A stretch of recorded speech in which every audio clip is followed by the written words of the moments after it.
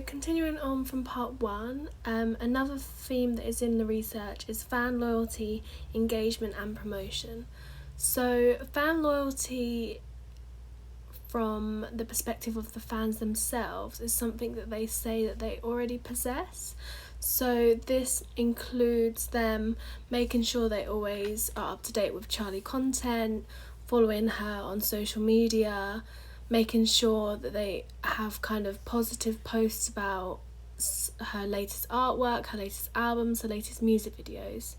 But some of the people interviewed did say that actually their involvement in this project increased their loyalty because of the interaction and their kind of participation in the project. They felt more loyalty towards Charli as an artist.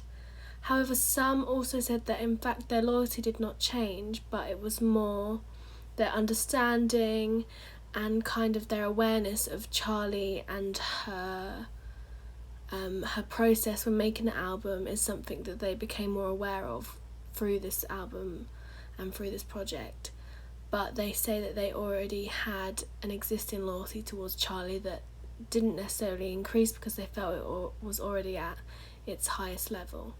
In terms of engagement, all of the participants that I spoke to engaged with the album project in various ways, and they did feel that actually because of the kind of the digital aspect of this, the openness of all the process of the album, the Zoom meetings, the Instagram Live, they felt that engagement levels were higher because they felt that they had more access to Charli behind the scenes, and Charli also shared a lot of kind of her more vulnerable moments that the fans felt was very honest and open of her, and they appreciated that honesty, such as when she had writer's block or when she felt time pressure because of the deadline and stuff like that. So the fans that I interviewed felt that this engagement and this openness from Charli meant that they felt more engaged and more inclined to be engaged and loyal. A very interesting part of the theme is the idea of promotion. Previous research said that promotion is often top down, so that means from kind of industry businesses, music businesses, kind of Spotify, for example, a big lead in the music industry, promotion from them to the fans. However, interestingly, some of the interviewees mentioned their role as promoters, which aligns with some of the previous research that kind of coins fans as prosumers. And prosumer means that fans not only consume stuff that the artists put out, so that is similar to what I spoke about brand and consumer relationship. So they don't just consume, they also produce. So that kind of hybrid of consumption and production is what the prosumer term kind of hints to.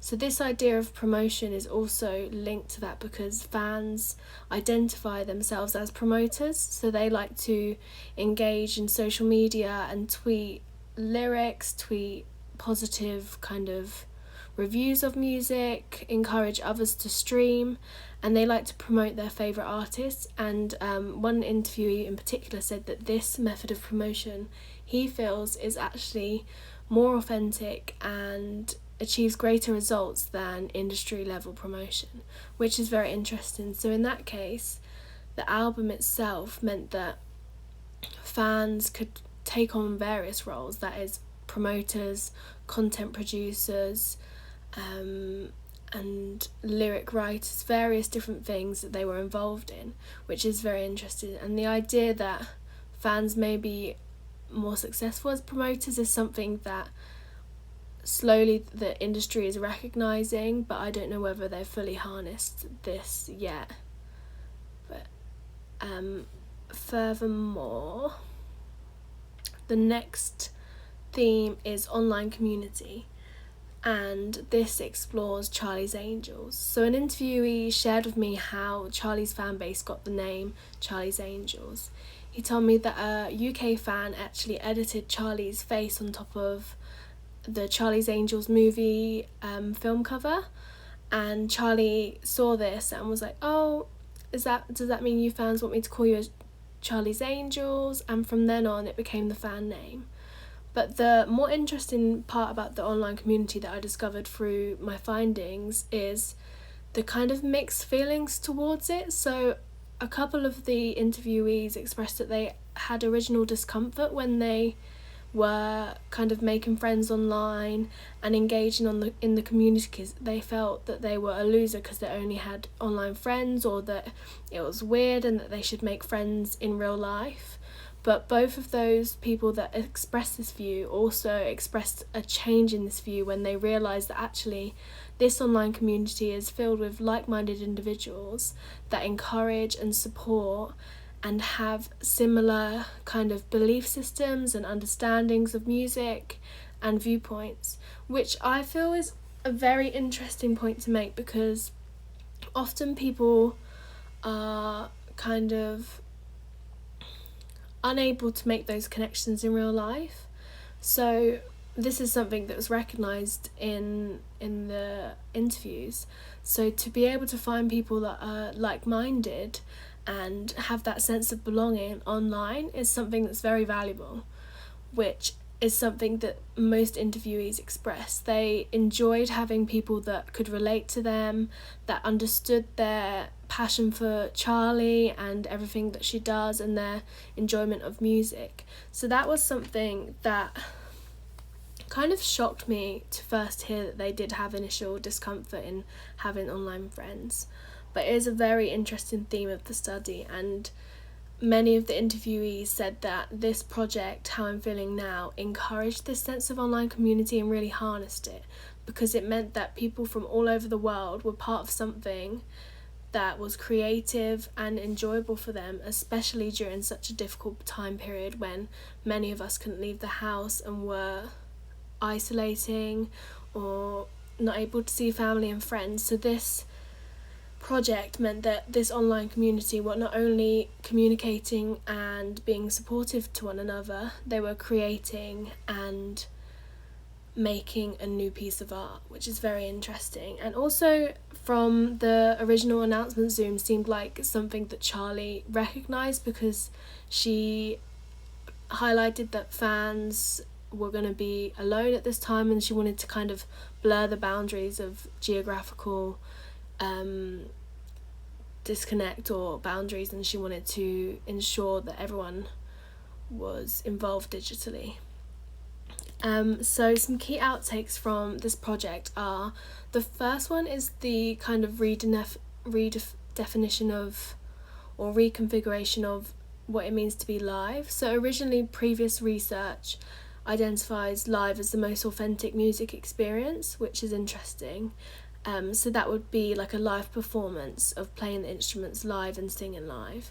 And also it comments on the audience who are there as being live. However, it also recognises that there's been a slight change of the meaning of live, as fans can tweet set lists, update videos and photos from the live performance. So this, to some extent, blurred the boundaries of what live meant for music industry.